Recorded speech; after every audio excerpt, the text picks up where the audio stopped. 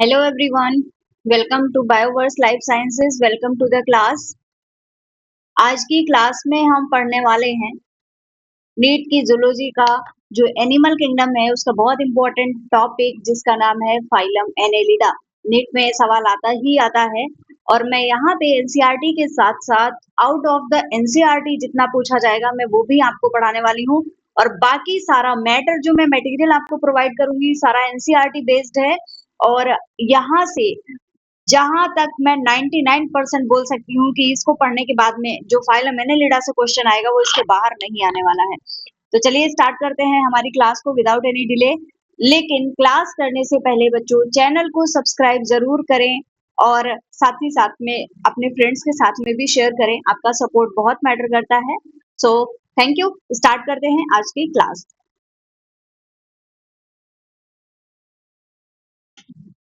Okay, सो हमारा topic है जो हमें पढ़ना है वो टॉपिक का नाम क्या है? Phylum Annelida. Phylum Annelida. अब देखिए है क्या फाइलम एनेलिडा की जब हम बात करते हैं बच्चों तो एडवांस्ड लेवल ऑफ फाइलम्स जब आते हैं तो एडवांस लेवल ऑफ फाइलम में फाइलम एनेलिडा हमें सबसे पहले देखने को मिलता है क्योंकि ये पहले ऐसे ऑर्गेनिजम्स हैं जिनमें हमें देखने को मिलता है मेटामेरिक सेगमेंटेशन। मेटामेरिक सेगमेंटेशन का क्या मतलब होता है बच्चों? मेटामेरिक सेगमेंटेशन का मतलब होता है कि यहाँ पे ट्रू सेगमेंट्स प्रेजेंट होते हैं। ट्रू सेगमेंट लाइक जो इनकी बॉडी है वो इंटरनल एंड आउटर एक्सटर्नल दोनों ही तरीके से एकदम सेगमेंट्स में डिवाइडेड होती है, इसीलिए इनको बोलते हैं मेटामेरिक सेगमेंटेशन या फिर ट्रू सेगमेंटेशन। और साथ ही साथ में ये ऐसे ऑर्गेनिज्म होते हैं जहां पर बच्चों हमें देखने को मिलती है ट्रू सीलोम। यहाँ पे ट्रू सीलोम भी प्रेजेंट होती है।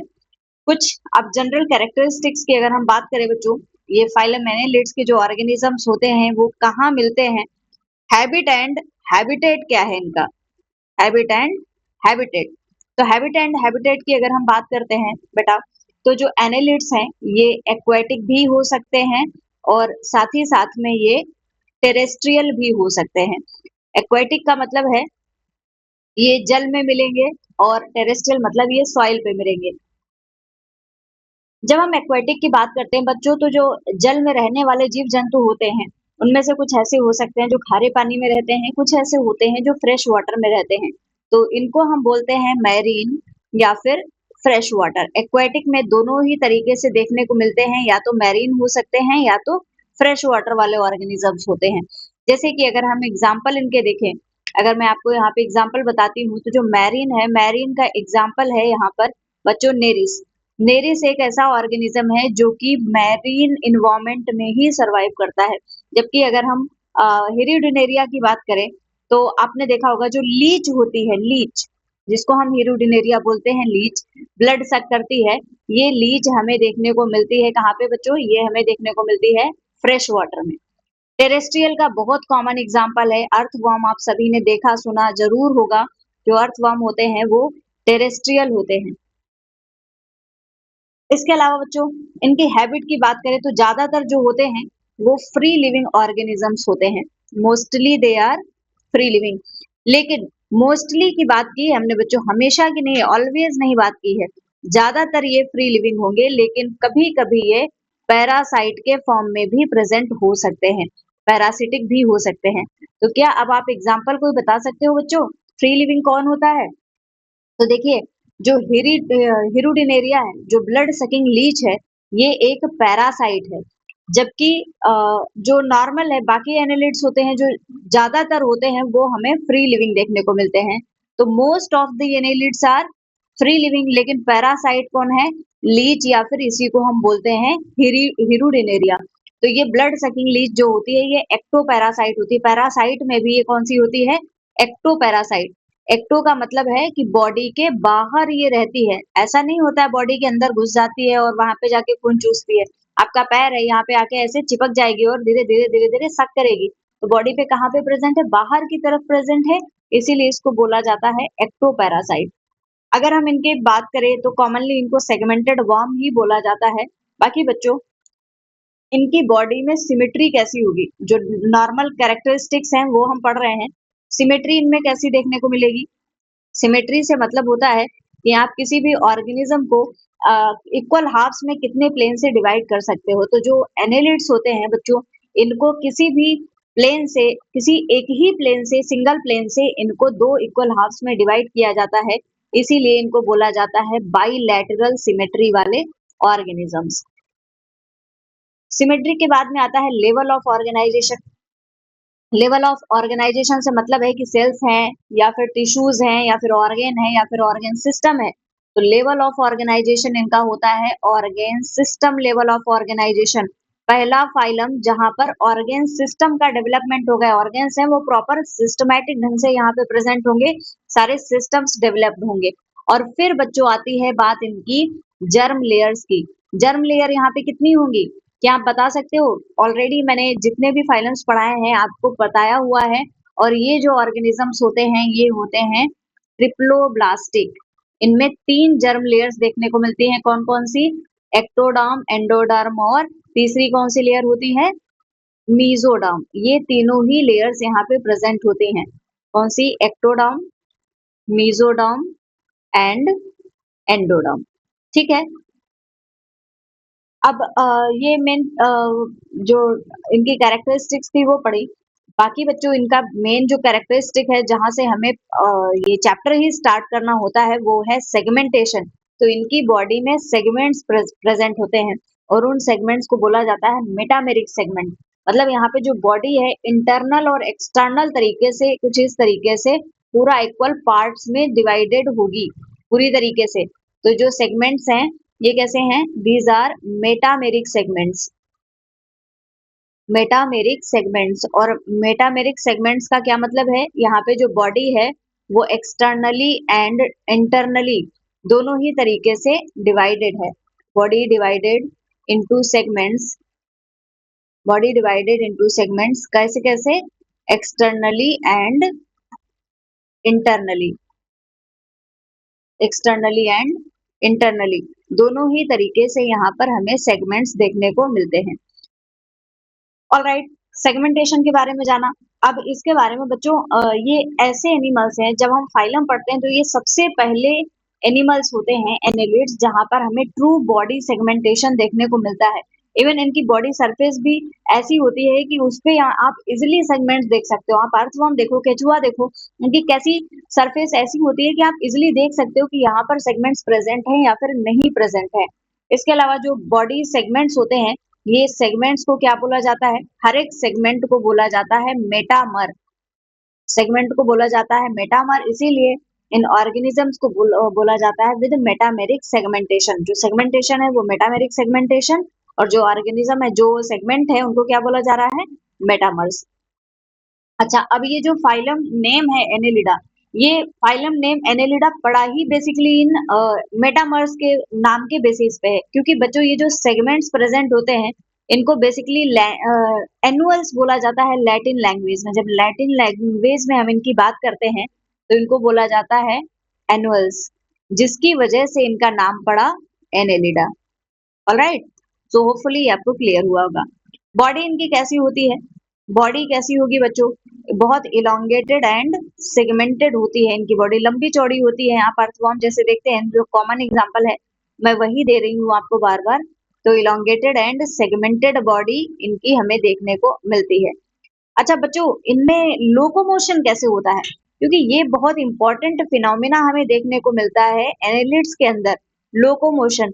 और पता है आपको लोकोमोशन से क्वेश्चंस भी आते हैं बेटा।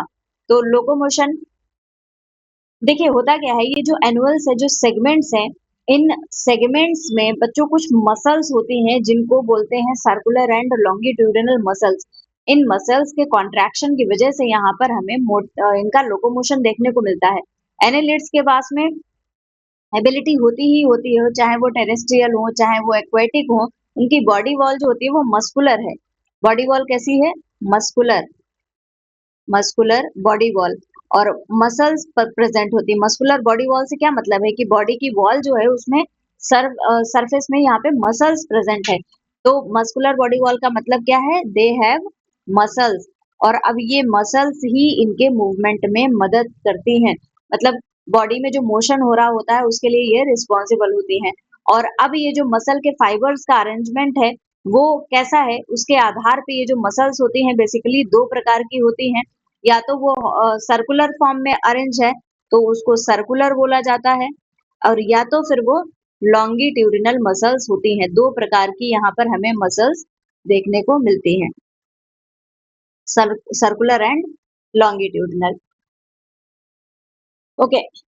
अच्छा, अभी ये हमने जाने तो कुछ बहुत सारे ऐसा होता है जैसे लोकोमोशन इनमें इन मसल्स के द्वारा हो तो रहा है, बट बट यहाँ पे एक इम्पॉर्टेंट चीज आता है। कुछ एक्वाटिक एनेलिड्स होते हैं बच्चों, उनमें हमें स्पेसिफिक अपेंडेजेस भी देखने को मिलते हैं। सम एक्वाटिक एनेलिड्स, इनमें हमें देखने को मिलेगा स्पेसिफिक अपेंडेजेस, जिनको बोला जाता है लोकोमोटरी अपेंडेजेस। यहाँ पर लोकोमोटरी अपेंडेजेस भी हमें देखने को मिल जाते हैं बेटा। अच्छा, ये जो लोकोमोटरी अपेंडेजेस होते हैं कैसे होते हैं, बहुत फ्लैशी होते हैं और लैटरली प्रोजेक्टेड स्ट्रक्चर्स होते हैं। जैसे आप ऐसे नेरिस का स्ट्रक्चर देखते हो, कुछ इस तरीके का स्ट्रक्चर होता है। यहाँ पे बहुत सारे ऐसे अपेंडेजेस हमें देखने को मिलते हैं, तो लैटरल डायरेक्शन में प्रेजेंट है। कहाँ पे प्रेजेंट है अपेंडेजेस? लैटरल। जैसे कि एग्जाम्पल कौन है? नेरिस। और इनको बच्चों बोला क्या जाता है, ये जो लोकोमोटरी अपेंडेजेस हैं इन्हीं को बोला जाता है पैरापोडिया। पैरापोडिया। सो ये जो स्ट्रक्चर है लैटरल अपेंडेजेस हैं यही हैं पैरापोडिया। और ये पैरापोडिया कहाँ प्रेजेंट है? पैरापोडिया होते हैं एक्वाटिक एनालिड्स में, और इसका एग्जाम्पल है नेरिस। अच्छा, अब ये जो लोकोमोटरी अपेंडेजेस हैं तो क्या ये सर्कुलर एंड लॉन्गिट्यूडिनल मसल्स नहीं होंगी? नेरिस में होती हैं बेटा, ये सर्कुलर एंड लॉन्गिट्यूडिनल मसल्स भी प्रेजेंट होती हैं, और ये स्विमिंग में हेल्प कर रही होती है। स्विमिंग में इनका बहुत इंपॉर्टेंट हमें रोल देखने को मिलता है। ये पैरापोडिया क्या करती है, बॉडी की मसल्स के साथ साथ एक्वेटिक ऑर्गेनिज्म के स्विमिंग में मदद कर रही होती हैं। और एक और चीज, जो हीरोडिनेरिया होती है, जो लीच होती है, उसमें बच्चों ये पैरापोडिया प्रेजेंट नहीं होते हैं। लीच की अगर हम बात करें तो लीच में पैरापोडिया अब्सेंट होते हैं। यहाँ पे हमें पैरापोडिया देखने को नहीं मिलेंगे क्योंकि ये फ्रेश वाटर है, तो इसीलिए यहाँ पे पैरापोडिया प्रेजेंट नहीं होंगे। और अर्थवर्म में क्या होता है? अर्थवर्म में बच्चों मूवमेंट के लिए, लीच में पैरापोडिया नहीं होते हैं। अर्थवर्म की अगर हम बात करें तो अर्थवर्म में बच्चों काइटिनस सीटी प्रेजेंट होती है जो इसके मूवमेंट में हेल्प करते हैं। काइटिन के बने हुए सीलिया जैसे स्ट्रक्चर्स होते हैं उनको बोला जाता है काइटिनस सीटे, और ये जो सीटे होते हैं ये इसके मूवमेंट में मदद कर रहे होते हैं। So this is all about the locomotion. अब लोकोमोशन हो गया, चलो थोड़ी सी हम इनकी फिजियोलॉजी के बारे में जान लेते हैं। इनकी फिजियोलॉजी कैसे चल रही है हम वो भी जान लेते हैं। ऑलराइट, तो फिजियोलॉजी में हम स्टार्ट कहाँ से करते हैं? फिजियोलॉजी जब हम पढ़ते हैं बच्चों तो सबसे पहले हम देखते हैं कि इनमें डाइजेशन कैसा है। डाइजेस्टिव सिस्टम पहला सिस्टम होता है, तो स्टार्टिंग हम वहीं से कर लेते हैं। तो डाइजेस्टिव सिस्टम कैसा है? डाइजेस्टिव सिस्टम यहाँ पे होता है कंप्लीट, पूरा होलो डाइजेशन होता है, कंप्लीट डाइजेशन यहाँ पे देखने को मिलता है। डाइजेस्टिव सिस्टम कंप्लीट होता है, और कंप्लीट का मतलब है यहाँ पर एक ओपनिंग जो है वो माउथ की तरह काम करेगी और दूसरी ओपनिंग के किसकी तरह काम करेगी? एनस की तरह। मतलब इंजेशन का और एक्सक्रीशन का अलग अलग यहाँ पर हमें रोल देखने को मिलेगा, अलग अलग ओपनिंग्स है। जो डाइजेस्टेड फूड होता है वो डाइजेशन कैसे हो रहा होता है? डाइजेशन यहाँ पे हो रहा होता है एक्स्ट्रा सेलुलर, मतलब पूरा ऐसा नहीं है सेल्स के अंदर होता है, यहाँ पे एलिमेंट्री कैनाल प्रेजेंट होती है जिसकी वजह से यहाँ पर डाइजेशन हमें कैसा देखने को मिलता है? Extra cellular. और जैसे जो सेल होती है, सेल के बाहर कैविटी होती है, कुछ इस तरीके से बॉडी है, बॉडी के अंदर यहाँ पर ये ओपनिंग होती है। तो इस ओपनिंग है यहाँ पे जो एलिमेंट्री कैनाल होती है, बेसिकली डाइजेस्टिव सिस्टम हमारा जो डाइजेस्टिव ट्रैक्ट है वहां पर डाइजेशन हो रहा होता है। तो डाइजेशन का प्लेस का क्या है? Digestive tract. Digestion digestive tract में हो रहा होगा। ओके, डाइजेशन हमने जाना। अब बच्चों बात आती है कि यहाँ पे सर्कुलेशन कैसा होगा एनेलिड्स में। सर्कुलेशन या फिर हम सर्कुलेटरी सिस्टम की अगर बात करें तो वो कैसा होगा?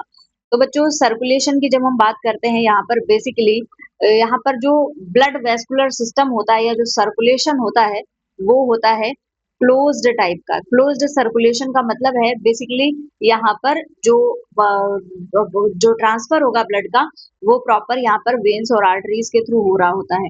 तो यहाँ पर प्रॉपरली ट्यूब्स प्रेजेंट होती हैं जो इसको लेके जाती हैं। ब्लड वेस्कुलर सिस्टम हम यहाँ पे बोलते हैं। रेस्पिरेटरी पिगमेंट यहाँ पे कौन होगा? Respiratory pigment. तो रेस्पिरेटरी पिगमेंट अगर मैं बच्चों ह्यूमंस में बात करूं तो क्या होता है? हमारे ब्लड में क्या होता है? हीमोग्लोबिन होता है। तो यहाँ पर भी हीमोग्लोबिन देखने को मिलता है, लेकिन कुछ कुछ जगह पर यहाँ पर दूसरा पिगमेंट भी देखने को मिलता है बच्चों।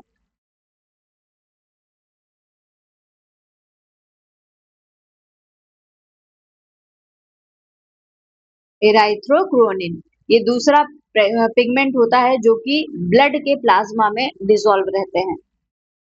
दोनों ही पिगमेंट कैसे हैं? Dissolve in plasma. ओके। अच्छा, कुछ कुछ ऐसे भी होते हैं जो कार्पसल्स होते हैं वहां पर फ्री फॉर्म में प्रेजेंट रहते हैं, तो हम उनको बोलते हैं कि free amoeboid blood corpuscles present है, क्योंकि उनका मूवमेंट इस तरीके से हो रहा होता है कि वो कहीं पर भी जा सकती हैं। इसीलिए यहाँ पे ब्लड कार्पसल्स देखने को मिलती हैं, लेकिन यहाँ पर आरबीसीज प्रेजेंट नहीं होते हैं। और इवन जो लीच है, लीच में तो ट्रू ब्लड वेस्कुलर सिस्टम भी हमें देखने को नहीं मिलता है। तो यहाँ पे अमीबॉइड कार्पसल्स प्रेजेंट है। अमीबॉइड कार्पसल्स, क्योंकि इनमें मूवमेंट किस तरीके से हो रहा है, अमीबा की तरह मूवमेंट हो रहा है, इसलिए इनको अमीबॉइड कार्पसल्स बोला गया है। और बच्चों यहाँ पर आरबीसी कैसे होते हैं? अब्सेंट होते हैं, आरबीसी प्रेजेंट नहीं होते। और स्पेसिफिकली अगर हम लीच की बात करें तो यहाँ पर ब्लड वेस्कुलर सिस्टम भी प्रेजेंट नहीं होगा। No true blood vascular system. True blood vascular system यहाँ पर प्रेजेंट नहीं होगा। ऑलराइट, अब आते हैं अगले पार्ट पे जिसमें हम पढ़ेंगे एक्सक्रीशन के बारे में। बच्चों, एक्सक्रीशन वाला पोर्शन ऐसा है, यहाँ से बहुत भर भर के क्वेश्चन पूछे जाते हैं। एक्सक्रीशन से बहुत क्वेश्चंस आते हैं, इसलिए आपको ध्यान में रखना ही रखना है। देखो यहाँ पर बच्चों एक्सक्रीशन के लिए प्रेजेंट होती है नेफ्रीडिया। नेफ्रीडिया, ये जो नेफ्रीडिया होती हैं बेसिकली ये कॉइल्ड ट्यूब्स हैं। These are coiled tubes. और ये जो कॉइल्ड ट्यूब्स के फॉर्म में नेफ्रीडिया प्रेजेंट होते हैं, ये एक्सक्रीशन में मदद करते हैं, मतलब जो भी मेटाबॉलिक वेस्ट है उसको बॉडी से निकालने में मदद करेंगे। अगर इनकी बात करें तो ये पोर्स के थ्रू ओपन होते हैं और जो भी नाइट्रोजनस वेस्ट होता है, यूरिया एंड अमोनिया, उसको एक्सक्रीट कर देते हैं। डिपेंड करता है, अगर वो टेरेस्ट्रियल है तो यूरिया होगा, और अगर वो वाटर में है तो वहां पर नाइट्रोजनस वेस्ट क्या होगा? अमोनिया होगा। इसके अलावा जो नेफ्रीडिया होते हैं बच्चों, ये बॉडी का फ्लूड एंड सॉल्ट की कंसेंट्रेशन है उसको भी रेगुलेट करने में मदद करते हैं। तो नेफ्रीडिया का एक काम ये भी होता है कि ऑस्मो रेगुलेशन करते हैं। ऑस्मो रेगुलेशन, और ऑस्मो रेगुलेशन के अलावा एक्सक्रीशन। ऑस्मो रेगुलेशन का मतलब है कि ये सॉल्ट एंड वाटर की कंसेंट्रेशन को मेंटेन करने में मदद करते हैं। तो नेफ्रीडिया का काम सिर्फ एक्सक्रीशन में है क्या बेटा? नहीं, एक्सक्रीशन के साथ साथ नेफ्रीडिया का काम ऑस्मो रेगुलेशन का भी है। अब आते हैं बच्चों बहुत इंपॉर्टेंट सिस्टम में, जिसका नाम है नर्वस सिस्टम, जो पूरी बॉडी को कंट्रोल एंड कोऑर्डिनेट करने का काम करेगा। तो चलो जानते हैं कैसा नर्वस सिस्टम होता है एनालिट्स में। देखिए, जो बॉडी कंट्रोल है वो पूरा नर्वस सिस्टम के द्वारा ही प्रोवाइड किया जाता है, और इनका जो नर्वस सिस्टम होता है यहाँ पर प्रेजेंट होते हैं पेयर्ड गैंग्लिया। पेयर्ड गैंग्लिया यहाँ पर प्रेजेंट होते हैं, कुछ इस तरीके से पेयर्ड गैंग्लिया प्रेजेंट होंगे। और ये जो पेयर्ड गैंग्लिया होते हैं, ये कैसे? जैसे यहाँ पे ये गैंग्लिया से निकलती है डबल वेंट्रल नर्व कॉर्ड। देखिए मैं दो लाइंस बना रही हूँ, ये है डबल वेंट्रल नर्व कॉर्ड, और ये जो डबल वेंट्रल नर्व कॉर्ड है ये कनेक्टेड कैसे होती है? लैटरल नर्व्स यहाँ पे प्रेजेंट होती हैं। कुछ इस तरीके से लैटरल नर्व्स यहाँ पे हमें देखने को मिलेंगी। तो ये कुछ नर्वस सिस्टम का यहाँ पर प्रकार है, इस तरीके का नर्वस सिस्टम हमें यहाँ पे देखने को मिलता है। अगर मैं नाम लिखूं यहाँ पे तो ये क्या है? ये है गैंग्लिया। दो हैं इसलिए इनको बोलते हैं पेयर्ड गैंग्लिया। ये दो क्या है? ये दोनों है डबल वेंट्रल। देखिए यहाँ पे क्वेश्चन बहुत घुमाया जाता है, double ventral nerve cord, double ventral nerve cord यहाँ पे प्रेजेंट है और ये कनेक्टेड कैसे हैं? कनेक्टेड हैं with the help of lateral nerves. ठीक है। अच्छा, अब ये जो पेयर्ड गैंग्लिया है बच्चों, ये ही पेयर्ड गैंग्लिया नर्व्स की तरह काम कर रहे होते हैं। जो ब्रेन होता है, ये पेयर्ड गैंग्लिया ही एक्चुअली ब्रेन होते हैं। एनालिट्स का जो ब्रेन है वो यही गैंग्लिया होते हैं। अच्छा, ये हमने जान लिया। अब जो पेयर्ड गैंग्लिया है कनेक्टेड कैसे हैं? वेंट्रली प्रेजेंट नर्व कॉर्ड्स ये प्रेजेंट है, डबल वेंट्रल नर्व कॉर्ड इनके थ्रू कनेक्टेड होते हैं। और ये बॉडी की जैसे ये लॉन्गिट्यूडिनल एक्सिस है, तो यहाँ कुछ इस तरीके से यहाँ पे गैंग्लिया प्रेजेंट है, ये double ventral nerve cord present है और ये लैटरल नर्व्स के द्वारा कनेक्टेड है। तो कुछ इस तरीके से इनकी बॉडी में ये सिचुएटेड होंगे। अब ये जो नर्व कॉर्ड होती है ये देखने में तो सिंगल लगती है, लेकिन ये होती डबल है, क्योंकि यहाँ पे क्वेश्चन जब आता है ना बच्चों, तो यहीं पे घुमाया जाता है कि डबल है या सिंगल है। यहाँ पे जस्ट एक वर्ड का गेम किया जाता है आपके साथ में और आप क्वेश्चन गलत करके आ रहे हो, तो ये आपको नहीं करना है। ये सिंगल लगती है लेकिन एक्चुअली ये डबल होती है। दो यहाँ पर unit left and right cords होती हैं, दो कॉर्ड्स जो प्रेजेंट है, left cord and right cord, दो से ये मिलकर बना हुआ होता है। नर्वस सिस्टम के बाद में आता है बच्चों अगला सिस्टम जिसका नाम है रिप्रोडक्टिव सिस्टम। Reproductive system. तो अब यहाँ पर रिप्रोडक्टिव सिस्टम हमें कैसा देखने को मिलेगा? रिप्रोडक्टिव सिस्टम की अगर हम बात करें तो यहाँ पे जो ऑर्गेनिजम्स होते हैं वो मोनोइसियस भी हो सकते हैं और डायोसियस भी हो सकते हैं। मोनोइसियस का मतलब है कि sex organ male and female एक ही ऑर्गेनिज्म में प्रेजेंट होंगे, और डायोसियस का मतलब है कि अलग अलग हमें सेक्स ऑर्गन्स देखने को मिलेंगे। तो कैसे हुए? मोनोशियस और डायोशियस। मोनोशियस एंड डायोसियस दो प्रकार के होते हैं। चलिए अब देखिए, जो मोनोशियस है बच्चों, मोनोशियस को हर्माफ्रोडाइट भी बोला जाता है। क्या बोला जाता है? हर्माफ्रोडाइट। अब यहाँ पे जो male and female sex organs होते हैं वो एक ही में प्रेजेंट होते हैं। कौन कौन है इनके एग्जाम्पल? अर्थवर्म, और अर्थवर्म्स के अलावा बच्चों जो लीच होती है, लीच में भी हमें male and female sex organs एक में ही देखने को मिलते हैं। दूसरा है डायोशियस। जो डायोशियस होते हैं उनमें क्या होता है, यहाँ पर जो मेल है और जो फीमेल है वो दोनों ही अलग अलग होंगे। तो मेल एंड फीमेल सेक्सेस यहाँ पे सेपरेट देखने को मिलते हैं, और इसका एग्जाम्पल है नेरिस। नेरिस जो है वो डायोशियस होता है। मतलब यहाँ पर जो स्पर्म एंड ओवा है उनका प्रोडक्शन अलग अलग इंडिविजुअल्स के द्वारा किया जाता है। अगर हम डेवलपमेंट की बात करें बच्चों, इनमें डेवलपमेंट कैसा होगा? डेवलपमेंट, तो जो डेवलपमेंट होता है वो होता है इनडायरेक्ट। डेवलपमेंट होता है इनडायरेक्ट, और इनका लार्वा है ट्रोकोफोर। लार्वा का नाम होता है ट्रोकोफोर। इनडायरेक्ट डेवलपमेंट का मतलब है कि यहाँ पे लार्वल स्टेज प्रेजेंट होगी और लार्वा का नाम होता है ट्रोकोफोर। और रिप्रोडक्शन की अगर हम बात करें तो सिर्फ और सिर्फ सेक्सुअल रिप्रोडक्शन यहाँ पर देखने को मिलता है, ए सेक्सुअल रिप्रोडक्शन यहाँ पे प्रेजेंट नहीं होगा। ठीक है। एग्जाम्पल्स क्या है? नेरिस। नेरिस क्या है? नेरिस है सैंडवर्म। एग्जाम्पल की अगर हम बात करें यहाँ पे, एग्जाम्पल्स अगर हम जानते हैं एनेलिड्स के, सो एग्जाम्पल है नेरिस। नेरिस को क्या बोलते हैं? नेरिस को ही बोला जाता है बच्चों सैंडवर्म, इसी का नाम होता है सैंडवर्म। नेक्स्ट है फेरेटिमा। फेरेटिमा को क्या बोलते हैं? फेरेटिमा उम्मीद है सभी को पता होगा।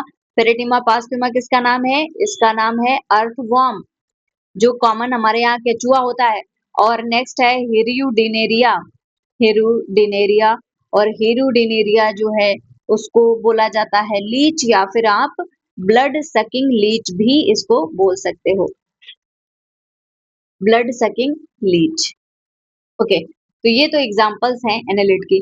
अच्छा, जो लीच है, लीच ब्लड सकिंग एनिमल है, और इसका क्या होता है, ये कंटिन्यूअसली ब्लड की सकिंग कैसे करती है? ब्लड सकिंग ये कैसी करती होगी? बच्चा, होता क्या है, यहाँ पर एक एंटी कोआगुलेंट प्रेजेंट होता है इनके पास में, एंटी कोआगुलेंट, और इस एंटी कोआगुलेंट का नाम होता है हिरुडिन। हिरुडिन ये सलाइवा में प्रेजेंट होता है। कहाँ प्रेजेंट होगा बच्चों? ये सलाइवा में प्रेजेंट होगा। अच्छा, हिरुडिन का प्रोडक्शन सलाइवरी ग्लैंड से हो रहा होता है और ये हिरुडिन क्या करता है, ये ब्लड की क्लॉटिंग को प्रिवेंट करता है। This will prevent blood clotting, क्योंकि भाई अगर वो खून चूस रही है और उसी में ब्लड का क्लॉट बन गया तो कैसे काम चलेगा, वो कैसे सक कर पाएगी। इसीलिए ब्लड जो है वो कोआगुलेट ना हो, उसका थक्का ना जमे, तो ये हिरुडिन जो होता है ये ब्लड की क्लॉटिंग को प्रिवेंट कर देता है, ताकि होस्ट से इसको कंटिन्यूअसली ब्लड की सप्लाई मिलती रहे। एक और इम्पोर्टेंट फैक्ट बताती हूँ बच्चों, जो नेरिस है, नेरिस में यहाँ पर जो पैरापोडिया होते हैं यहाँ पर दो काम करते हैं। नेरिस के पैरापोडिया, एक काम आप सभी को पता है, उम्मीद है, क्या करता है, ये लोकोमोशन करता है ना, लोकोमोशन में हेल्प करता है। लेकिन दूसरा काम, दूसरा बहुत स्ट्रेंज सा काम करता है बच्चों, ये रेस्पिरेशन में भी मदद कर रहा होता है, नेरिस को रेस्पिरेशन में भी मदद करता है। मतलब जो नेरिस है एक्चुअली इसमें कोई बहुत स्पेशल ऑर्गन्स रेस्पिरेशन के लिए प्रेजेंट नहीं होते हैं, इसीलिए यहाँ पर रेस्पिरेशन भी पैरापोडिया की मदद से हो रहा होता है। और अर्थवॉर्म की अगर हम बात करें, कुछ कुछ ये फैक्ट्स हैं अर्थवॉर्म। तो बच्चों यहाँ पर 4 pair of tubular hearts present होते हैं, 4 pair of tubular heart, tube जैसा स्ट्रक्चर होता है इसके हार्ट का। और यहाँ पे हार्ट क्या करता है, ब्लड को पंप करने का काम करेगा, ताकि जो ब्लड वेसल्स में ब्लड का फ्लो है वो मेंटेन रह सके। तो ये तो रही बातें, जो भी हमारा फाइलम एनेलिडा है उसकी जो भी मेन मेन बातें हैं ये मैंने आपको बताई। अच्छा बच्चों, ये इंफॉर्मेशन तो है ही है, इम्पोर्टेंट भी है, और जितनी भी इम्पोर्टेंट थी वो मैंने आपको बता दी। लेकिन इसके अलावा भी एक बहुत इंपॉर्टेंट सी बात होती है, वो भी मैं आपको बताती हूँ। अगली इम्पोर्टेंट बात क्या है, देखिएगा, जो एनेलिडा है इसको कई सारी क्लासेस में भी डिवाइड किया जाता है। फाइलम एनेलिडा की कई सारी क्लासेस भी हैं, तो क्या उन क्लासेस को देख लिया जाए।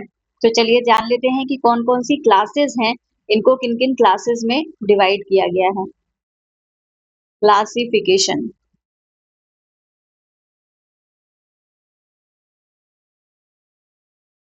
ओके, तो बच्चों क्लासिफिकेशन की बात करते हैं, तो पहली क्लास का नाम है पॉलीकीटा। पॉलीकीटा पहली क्लास है एनेलिड्स की, पॉलीकीटा।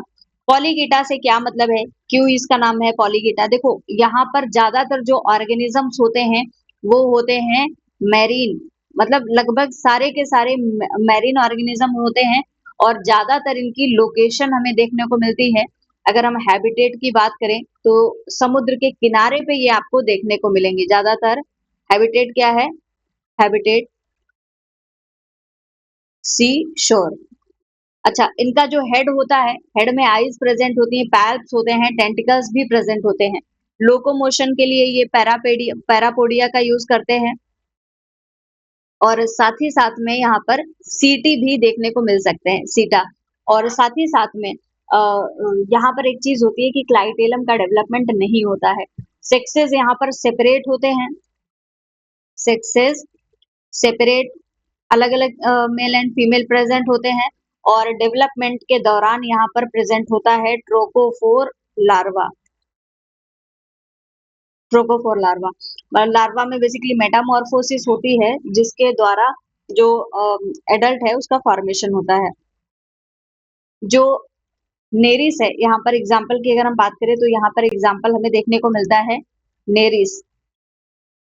नेरिस की क्लास कौन सी है, पॉलीकीटा। देखिए, कीटा मतलब पैर, पॉली मतलब बहुत सारे, नेरिस में बहुत सारे पैरापोडिया होते हैं, इसीलिए इसका पॉलीकीटा में रखा गया है। इसको सैंडवर्म भी बोलते हैं। और इसकी जो सेक्सुअल स्टेज होती है, नेरिस की सेक्सुअल स्टेज, इसको एक स्पेसिफिक नाम दिया जाता है बेटा, जिसको हम बोलते हैं हेटेरोनेरिस। सेक्सुअल स्टेज को क्या बोला जाता है, हेटेरोनेरिस। ठीक है। अच्छा, इनकी जो बॉडी होती है वो एंटीरियर एंड पोस्टीरियर एपीटॉक में डिवाइड होती है, और जो एपीटॉक होते हैं वो बेसिकली पैरापोडिया और गोनेड्स को दोनों का ही काम यहाँ पर कर रहे होते हैं। तो ये रही पहली क्लास। दूसरी क्लास इनकी कौन सी होती है बच्चों, दूसरी क्लास का नाम है ओलिगोकीटा। दूसरी क्लास है ओलिगोकीटा। ऑलिगो वर्ड का मतलब होता है कि मल्टीपल। जैसे पॉली मतलब बहुत सारे, ऑलिगो का मतलब होता है कि हाँ मल्टीपल होते हैं लेकिन हाँ बहुत ज्यादा नहीं होते। यहाँ पर एग्जाम्पल की अगर हम बात करें तो ऑलिगो कीटा में आता है अर्थवर्म, अर्थवर्म्स।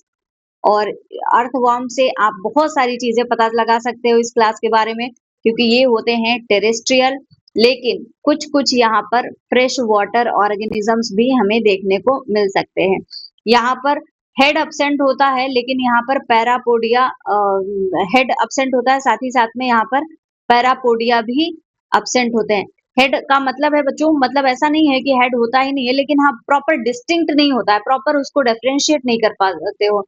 यहाँ पे एक बहुत इस इम्पोर्टेंट चीज प्रेजेंट होती है जिसको बोला जाता है क्लाइटेलम। यहाँ पे क्लाइटेलम प्रेजेंट होता है। और ये जो क्लाइटेलम है बेसिकली करता क्या है, क्लाइटेलम का मेन जो फंक्शन है वो होता है कोकून का फॉर्मेशन करना, कोकून फॉर्मेशन। ओके। अच्छा, ये ऑर्गेनिजम्स यहाँ पर जो होते हैं बच्चों वो होते हैं हर्माफ्रोडाइट्स। हर्माफ्रोडाइट्स का मतलब क्या हुआ, हर्माफ्रोडाइट्स का मतलब हुआ है कि male and female sex organs एक साथ में ही प्रेजेंट होंगे। डेवलपमेंट यहाँ पे डायरेक्ट होता है। डेवलपमेंट डायरेक्ट होने का मतलब है यहाँ पर कोई भी लार्वल स्टेज प्रेजेंट नहीं होगी, मतलब जो ट्रोकोफोर लार्वा है वो यहाँ पर प्रेजेंट नहीं होता। अच्छा, एक यहाँ पर इम्पोर्टेंट फंक्शन आता है बच्चों, एक ऑर्गन, एक सेल्स का नाम बताती हूँ। नाम है फ्लोरागोगन सेल्स। फ्लोरागोगन सेल्स ये प्रेजेंट होती हैं फेरेटिमा में, मतलब अर्थवर्म के साथ साथ अर्थवर्म में प्रेजेंट हैं। और इसके अलावा ये जो होती हैं ये फेरेटिमा लम्ब्रिकस में भी देखने, फेरेटिमा पास्ट्यूमा और फेरेटिमा लम्ब्रिकस में भी देखने को मिलती हैं। ये जो क्लोरोगोगन सेल्स होती हैं अर्थवर्म में बच्चों, इनका काम होता है एक्सक्रीशन का। ये एक्सक्रीशन में मदद कर रही होती हैं, जबकि जो लम्ब्रिकस है ये बेसिकली यूरोपियन अर्थवर्म है। लम्ब्रिकस जो है यूरोपियन अर्थवर्म है, ये इंडिया में हमें यूजुअली देखने को नहीं मिलता। एग्जाम्पल इसका है अर्थवर्म, हमने देख लिया। इसके अलावा ट्यूबीफेक्स, ट्यूबीफेक्स भी इसका एग्जाम्पल है, जिसको कि हम ब्लड वर्म भी बोलते हैं। ट्यूबीफेक्स को ही बच्चों बोला जाता है ब्लड वर्म। और इसके अलावा यहाँ पर आपको एक और एग्जाम्पल बहुत खास देखने को मिलता है,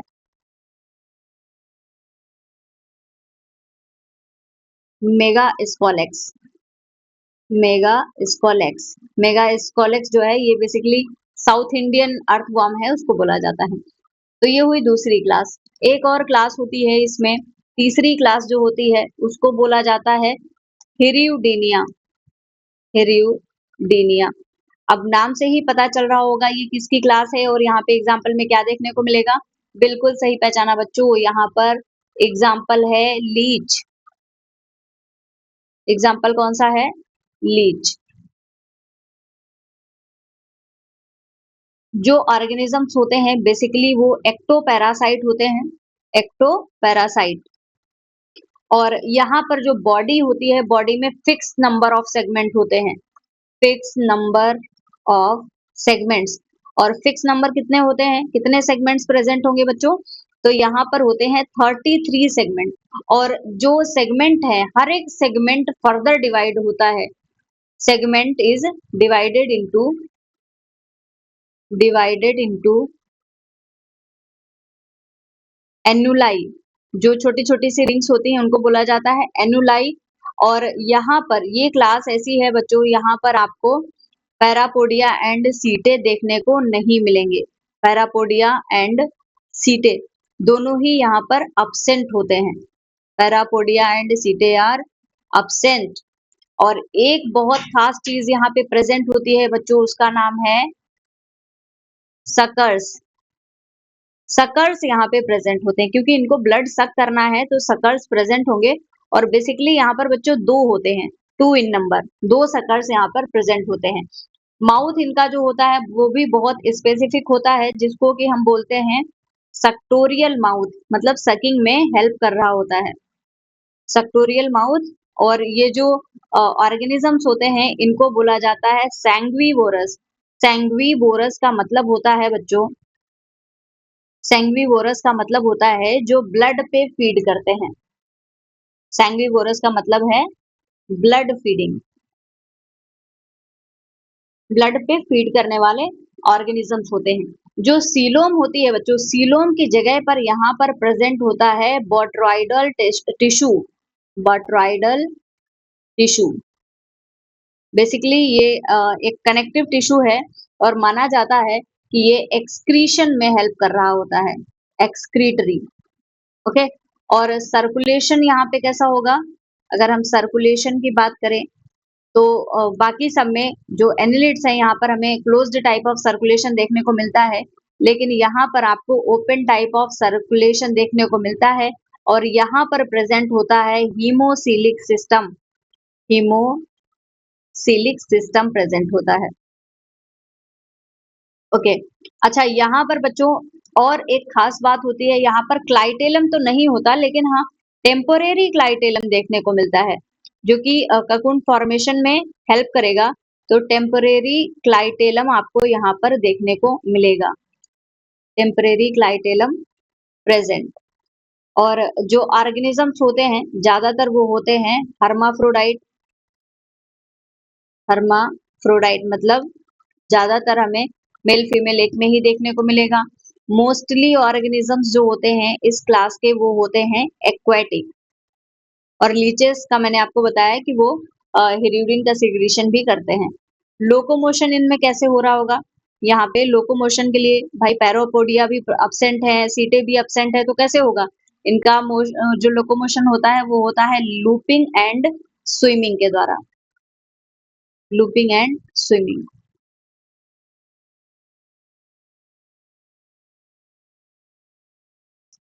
ओके, यहाँ पर कोई भी लार्वा प्रेजेंट नहीं होता, ये इनकी खास बात है। लार्वा यहाँ पर अब्सेंट होगा, कोई भी लार्वल स्टेज नहीं होगा। जो इम्ब्रायो है, इम्ब्रायो का डेवलपमेंट होगा किसके अंदर? कॉकून के अंदर। इम्ब्रायो का डेवलपमेंट कैसे होगा? Embryo development inside cocoon. Okay, और यहाँ पर एग्जांपल्स की अगर हम बात करें तो जो हमारा ब्लड सकिंग लीच है हिरुडिनेरिया प्रेजेंट होता है, एक हिरियोडो भी होता है, हिरुडिनेरिया। ये यहाँ पे एग्जाम्पल्स देखने को मिलते हैं। ओके, अब नेक्स्ट क्लास की अगर हम बात करें बच्चों, अगली क्लास इनमें कौन सी होती है? तो क्लास फोर्थ है इनकी, आर्की एनेलिडा, आर्की एनेलिडा।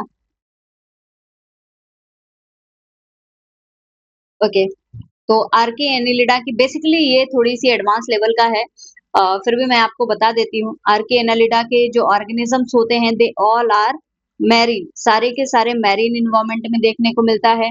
सिर्फ और सिर्फ यहाँ पर इंटरनल सेगमेंटेशन हमें देखने को मिलता है, इंटरनल सेगमेंटेशन, एक्सटर्नल सेगमेंटेशन भी होता है लेकिन हाँ मेनली यहाँ पे इंटरनल सेगमेंटेशन प्रेजेंट होता है। पैरापेडिया या सीटे प्रेजेंट नहीं होते, नो पैरापोडिया और सीटे। ठीक है, और यहाँ पे लार्वा प्रेजेंट होगा, लार्वा कौन सा है? प्रोकोफोर, लार्वा है प्रेजेंट। ओके, यहाँ इनके एग्जांपल्स देख लेते हैं, इस क्लास में कौन कौन आते हैं। तो एग्जांपल्स हैं डाइनोफिलस, डाइनोफिलस एंड पॉलीगार्डियस, ये दोनों यहाँ पर इस क्लास में एग्जाम्पल्स देखने को मिलते हैं। बात करते हैं फिफ्थ क्लास इनकी कौन सी है? तो फिफ्थ क्लास है इक्यूरिडा, इक्यूरिडा। इक्यूरिडा क्लास की अगर हम बात करें बच्चों, यहाँ पर कौन कौन ऑर्गेनिज्म प्रेजेंट होते हैं? तो बेसिकली यहाँ पर कोई भी सेगमेंटेशन नहीं होता है, नो सेगमेंटेशन। देखिए एग्जाम्पल जब आप पढ़ोगे तो आपको एक्सेप्शंस पता चलते हैं। नो सेगमेंटेशन, सीटा बहुत कम देखने को मिलता है, ज्यादातर इनके पास में एक स्पेसिफिक ऑर्गन होता है जिसको बोला जाता है प्रोस्टोमियम, प्रोस्टोमियम ये प्रेजेंट होता है यहाँ पे। और इनके एग्जाम्पल्स हैं बोनेलिया और इकायरस, इकायुरस, राइट। सो ये है पूरी डिटेल जो फाइलम एनेलिडा के बारे में है। इसके अलावा आपको इसके बाहर से क्वेश्चन बिल्कुल भी नहीं मिलेगा क्योंकि बहुत सफिशिएंट है जितना भी मैंने पढ़ाया है। इसके अलावा आपको कोई भी क्वेश्चन नहीं मिलने वाला है।